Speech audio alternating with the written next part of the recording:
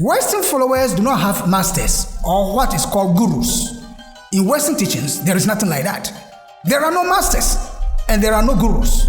The Christ said this in John chapter 15, verse 14 to 16.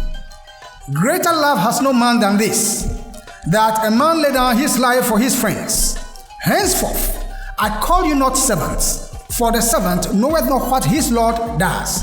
But I have called you friends, for all things that I have heard of my Father, I have made them known unto you. There is a great difference between the position of a servant and that of a friend. The servant, without any questions, obeys the commands of his master, as the Eastern follower will do to obey the commands of his guru.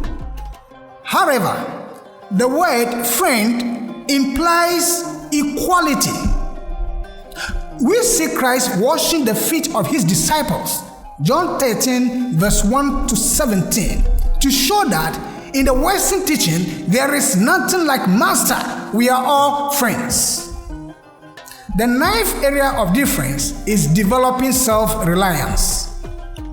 Rather than dependent on outside sources, Western followers must stand alone and rely on their own inner forces.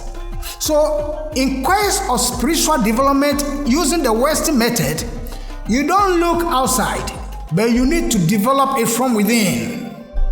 As a result, Westerners develop self-reliance, independence, and self-determination. Those things are key to the Westerner. If we are to become creators in our own right, we must develop our own willpower so that we can apply it to help and heal others. It is only someone who is strong enough by himself and herself can hope to help others.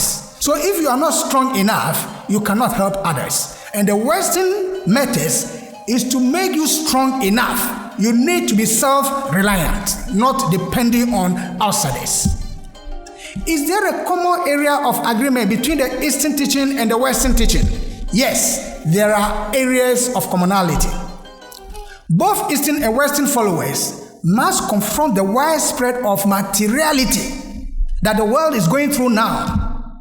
But the Western wisdom teaches that Western methods are best for Western people.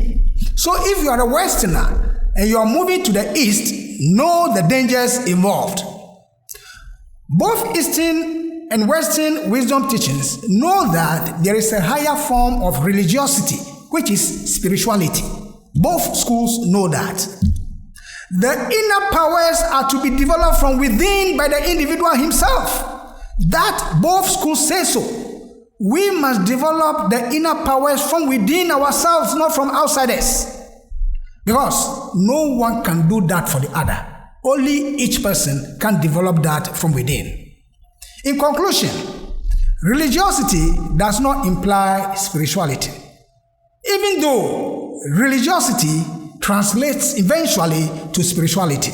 That is when we live the pure life, supported by love, selfless service, and spiritual knowledge. There are deeper teachings in every religion. Let us re-examine our lives and take a decision about our spiritual direction. We hope you have learned something new today. If you have any questions or suggested topics, do not hesitate to post them into our comment section. Let us meet again in our next lecture, where we will talk about the law of cause and effect as a factor in your life. We thank you for sharing in episode 10 with us. See you again.